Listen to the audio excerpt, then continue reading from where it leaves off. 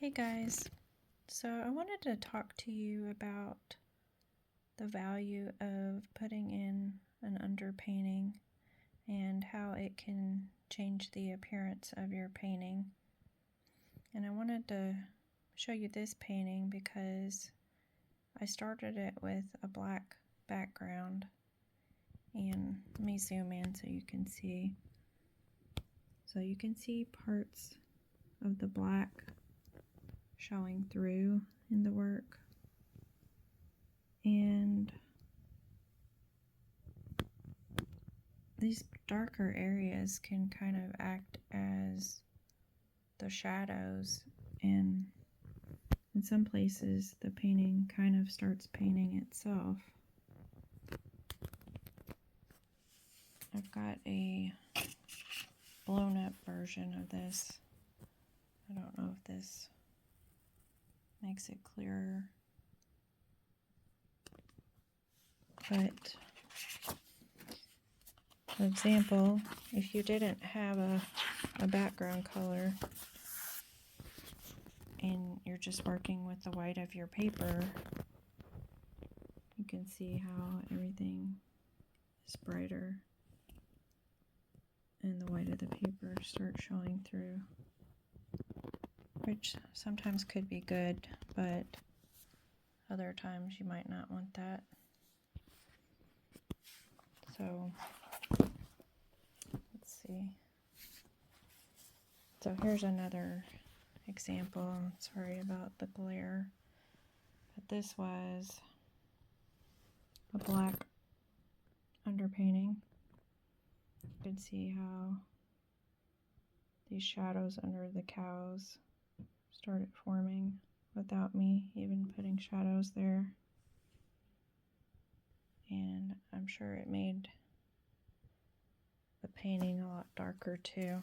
Here's another one too that shows how you can let that underpainting show through in these dark areas, and it makes shadows without actually having to paint shadows. See, I don't know if you can see that.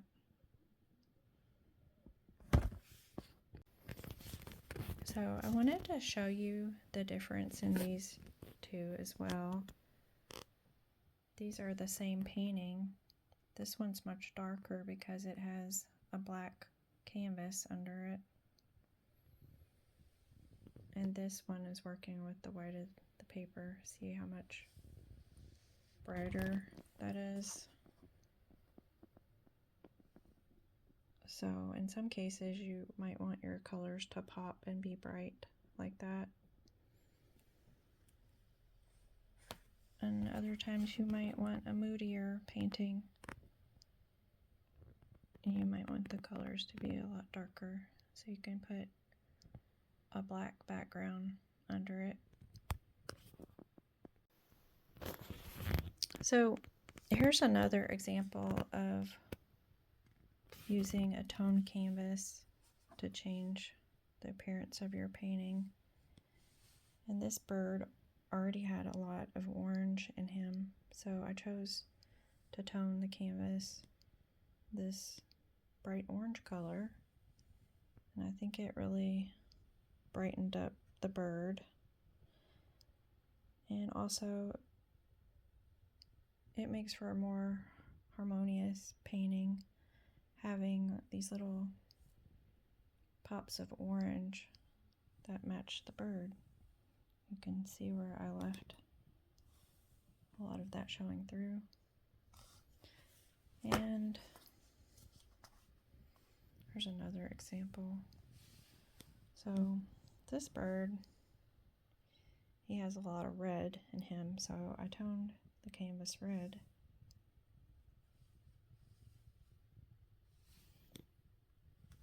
And it looks pretty cool leaving it in places. And also red and green are complementary colors. So if you have a painting that has a lot of red in it and green, can think about using that for your underpainting. Just makes everything pop a lot more. Hey guys, so this is our still life setup today, and I've already started this painting, and I was gonna take you along with me to finish it. And I wanted to point out that I toned this canvas with a hot pink color, and the point of that is to make our greens pop off of the page. So red or pink and green or aqua, they're complementary colors. And so I was going to zoom in at some parts on this and show you how the pink of the canvas is going to show through, and it's just going to intensify your greens on the page.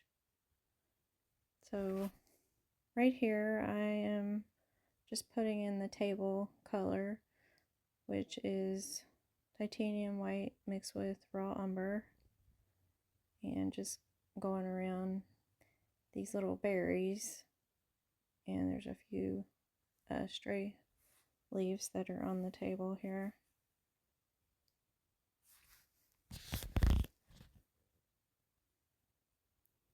So I'm probably gonna fast forward through this a little bit.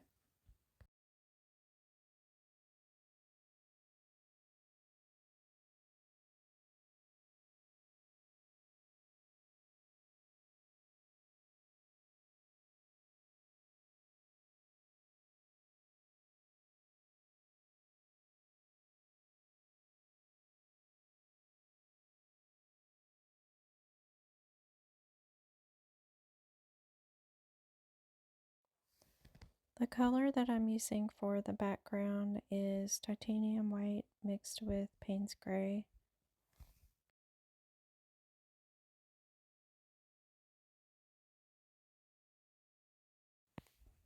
I hope that my camera is picking up how that pink is kind of illuminating the canvas and showing through. I'm not sure how well you can see it. So I am recording with my phone camera, which is probably not the greatest. But I think you can start to see these little bits of pink showing through around the edges, which I'm going to leave. So I'm really just going around all of the leaves and stems and cleaning up the edges, but you do want that little bit of pink to be left in certain places.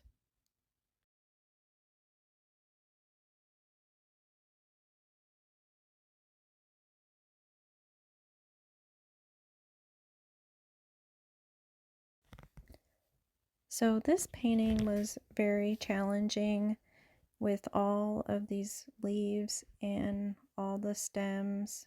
It kind of created like a stained glass mosaic type pattern, and it was a little tedious painting in each little section. And I actually put this painting off for a while because I knew this part was going to be kind of tedious with all of the details in between. But if you do want this effect with this background color showing through in spots, this is what you have to do.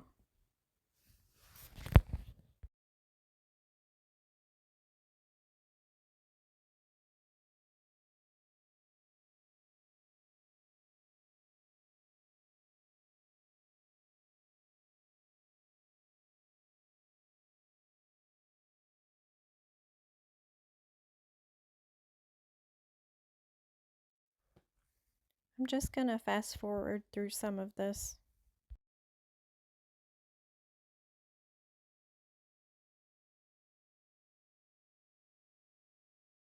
So these little sections, the negative shapes in between the branches, are pretty cool. They really do remind me of stained glass. It's very much a mosaic type effect, but like I say, it is a little tedious going around each little leaf and all of the little berries. So we're just gonna fast forward through most of this to the end, and then you can see a close-up of how all of this comes together.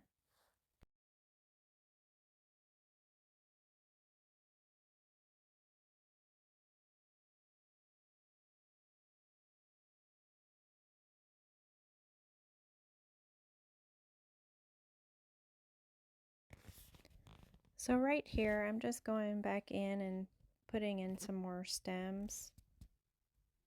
And I'm standing back and looking to see where I might need more leaves and adding more leaves if there's a bare spot. And also I'm adding more berries.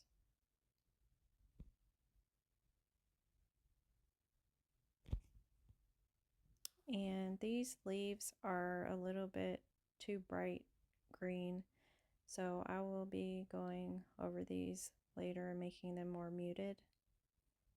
And you don't have to follow your reference material meticulously. You can put more leaves wherever you think it looks bare, wherever you think you need it. Obviously, there's too many leaves to count, so just use your creative license. And also, I wanted to point out that these berries look like cherries, but this is actually from a service berry tree.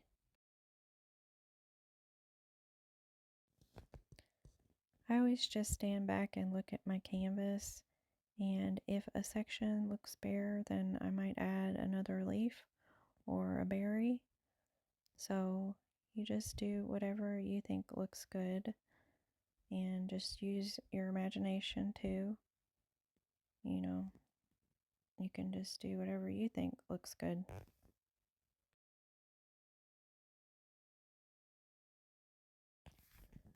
So after many revisions, this is what I came up with, and I just wanted you to see the red up close popping through in between the leaves and branches, and it gives your painting a different kind of look. It kind of glows from within, and it accentuates those greens in your painting.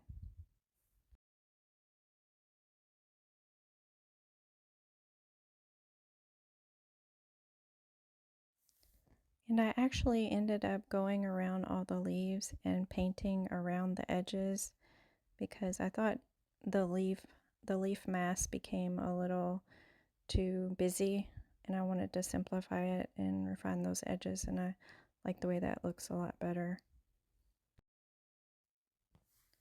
So I hope that you learned a little something about underpaintings and toning your canvas.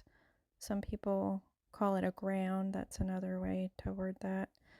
But if you liked this video, don't forget to hit the like button so more people can see it, and subscribe. Thank you. I hope you have a good day.